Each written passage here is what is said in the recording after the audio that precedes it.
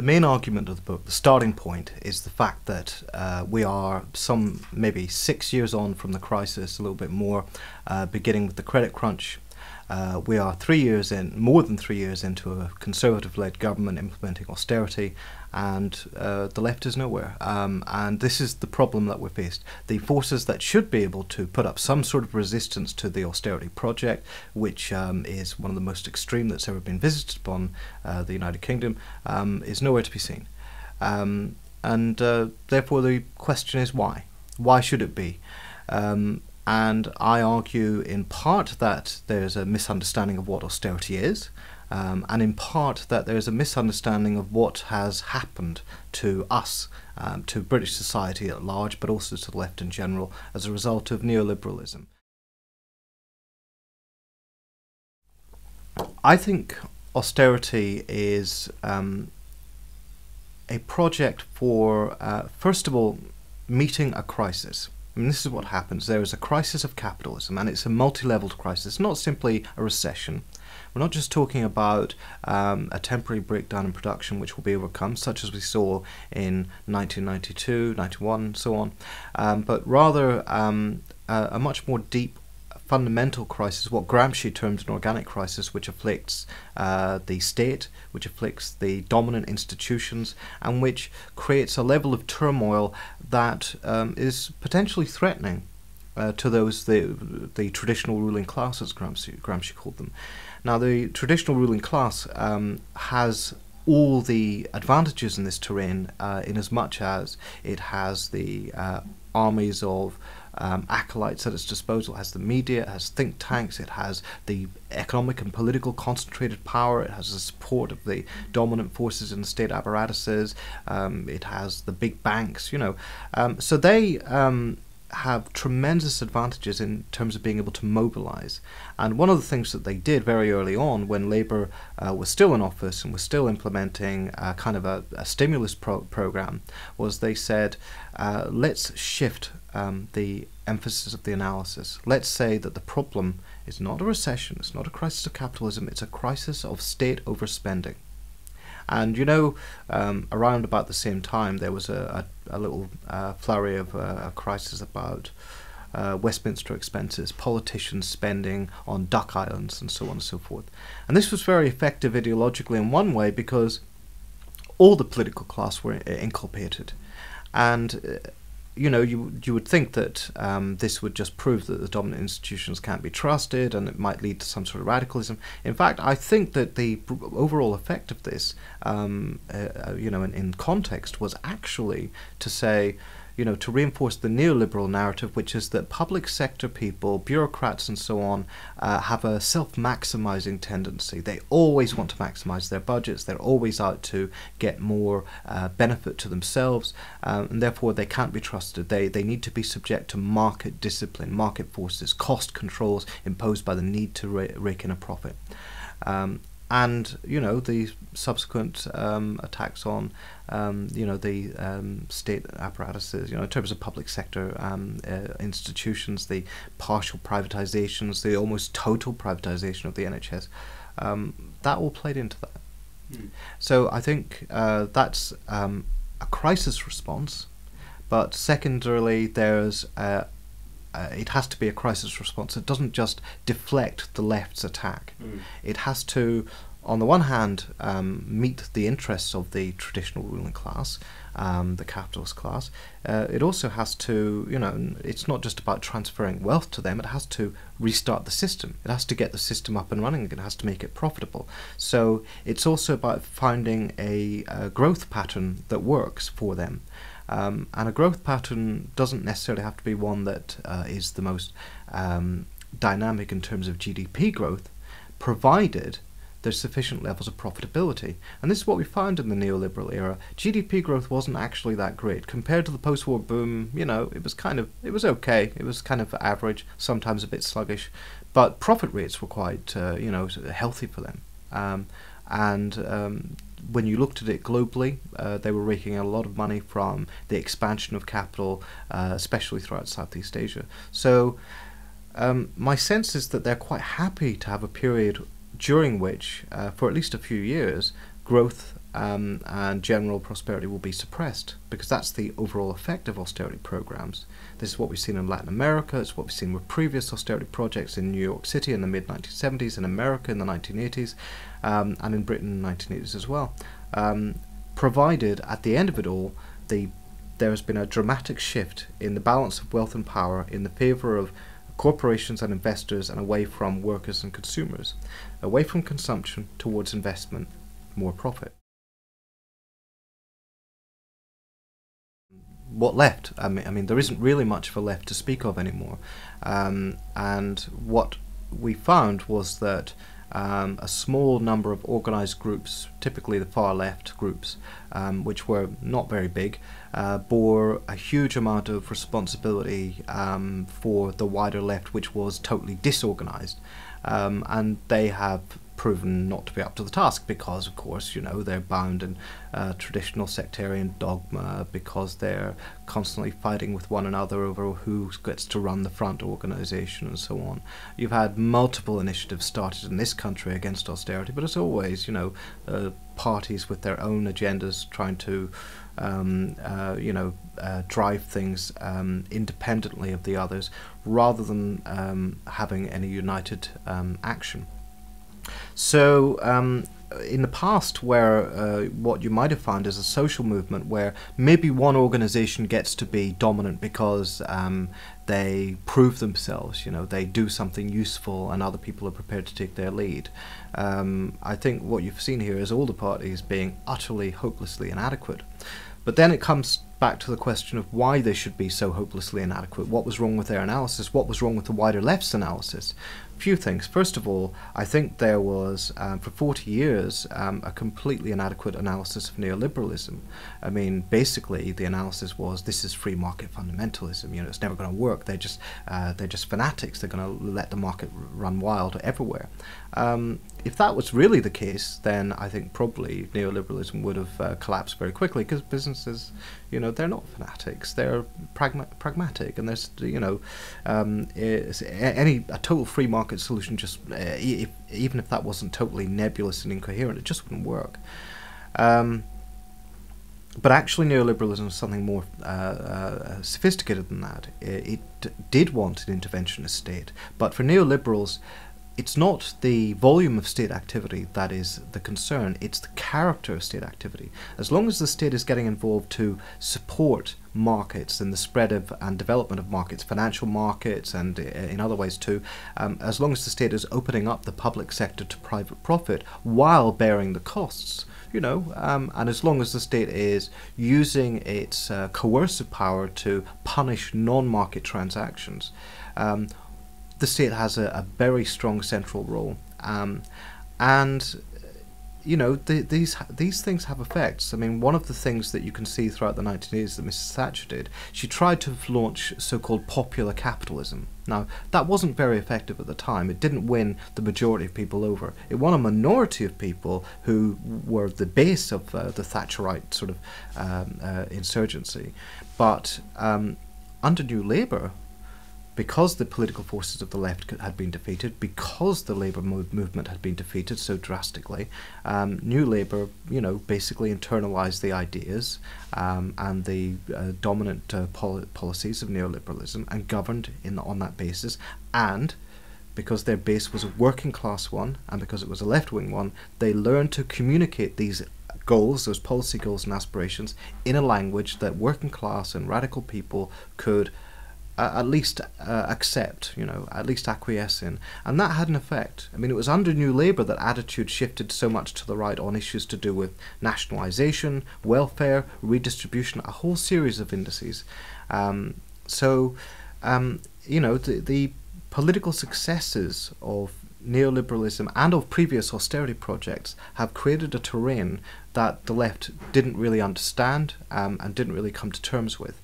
And I think many of us were living in denial about the extent of the devastation that had been visited upon us. I don't think we're just going to turn around austerity just like that. I think we can see off the worst of it, but I think we have to recognise it's a long game. We have to have the same sort of long-term vision that the ruling class does. They fought a battle over decades to get to where they are now, with considerable concentrated power. We have to be prepared to fight a similar long-term battle, and that means two things. One, I mean, of course, we try to do what is pragmatically best in the medium term to ward off the worst of the attacks that are coming in terms of cuts to welfare, cuts to the public sector, privatization, all the rest of it. But also, on this, that's directly related to that, we have to try to resist the tendency towards greater authoritarianism on the part of the state and the deployment of racist ideologies to help justify that authoritarianism. All these things. In the long term, we need a process of reconstruction. I mean, I often talk about, in connection with this book and with the arguments in it, I talk about the 3 R's. The 3 R's are rethinking, realignment and reconstruction. Rethinking is obvious. We've got a lot of stuff wrong. We haven't really got to grips with the reality that we're in.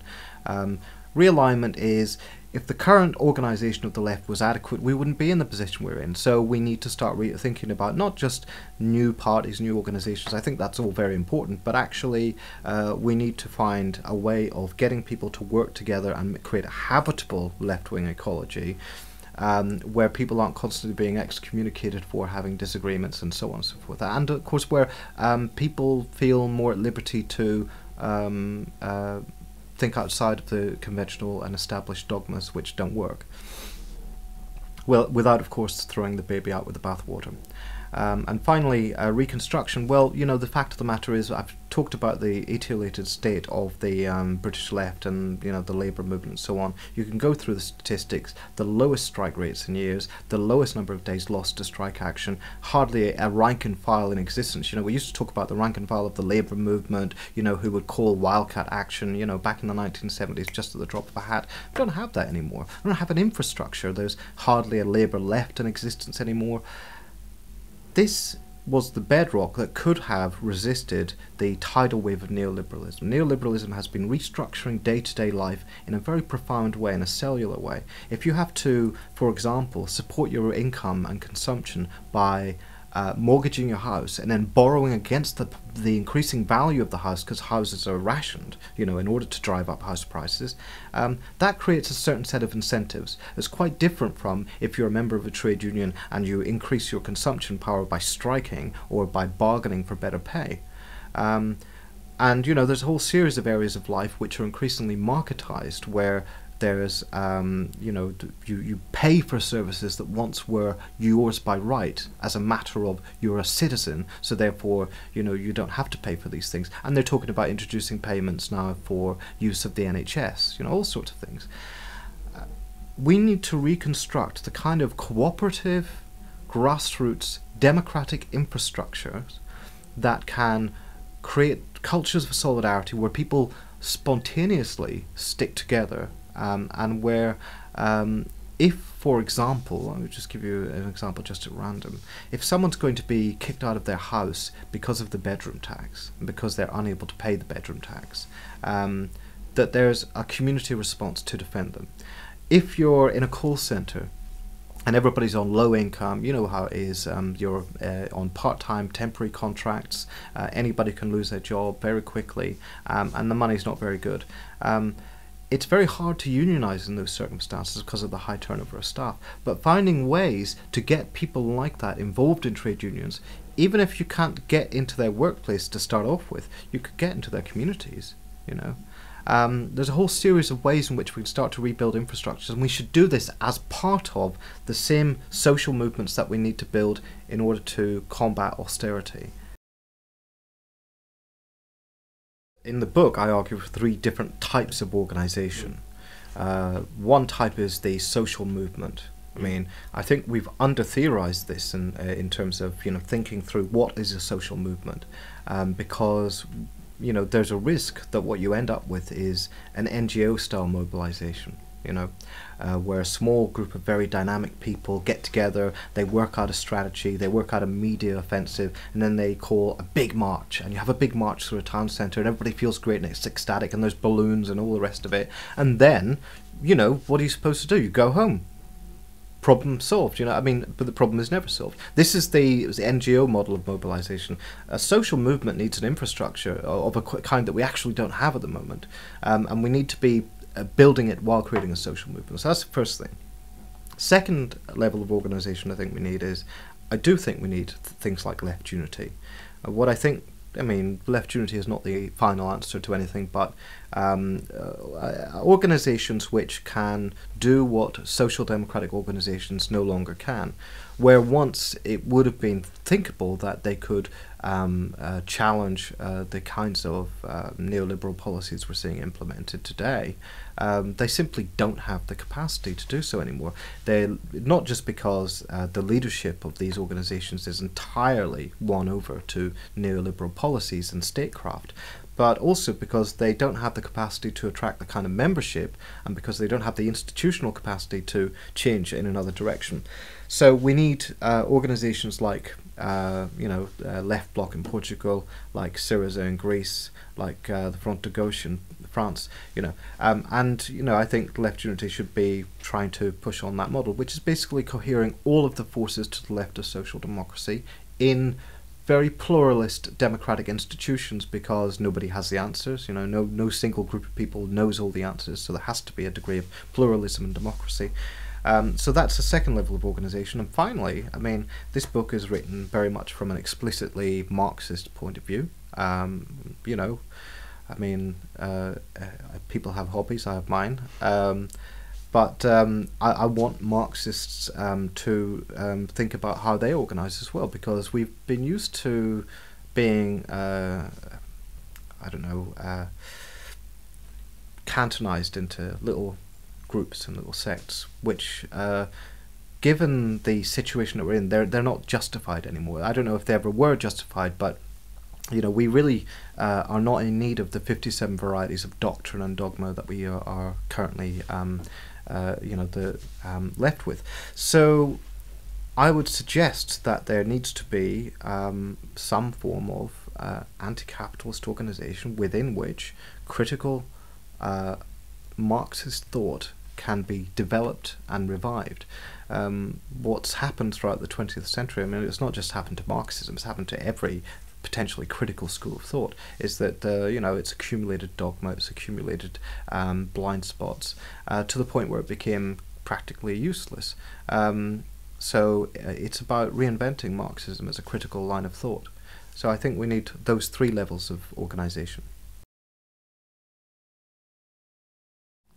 I think first of all there's a large number of people who have been on the left for a long time, who are seasoned activists, and who I really think are starting to rethink a few things. I mean, you can't go through a crisis as we've gone through. We talk about the capitalist crisis. It's really been a crisis of the left as well since 5 or 6 years. You can't go through that without starting to challenge and question some of your assumptions.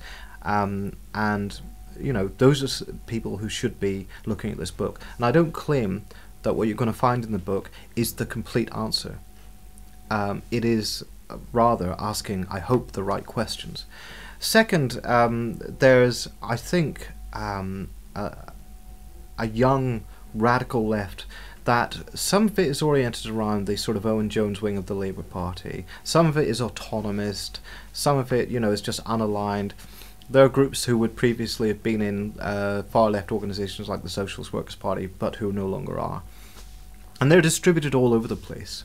And I really hope that they read it and digest what it says, and think in particular about the necessity for thinking through new types of organisation, because it's not what we've been doing up to now hasn't been working. And that's true if you're a member of the Labour Party, if you're an autonomist, or if you're in a far-left organisation. Neither of these forms of organisation have worked for us thus far, so we need to think again. I think also there are certain groups of people who are, I think, you're going to face the brunt of austerity in the next few years, and who are potentially quite isolated. And really, I want there to be an answer. I want there to be, someone who, is able to read and digest a set of ideas and will know where to go with it.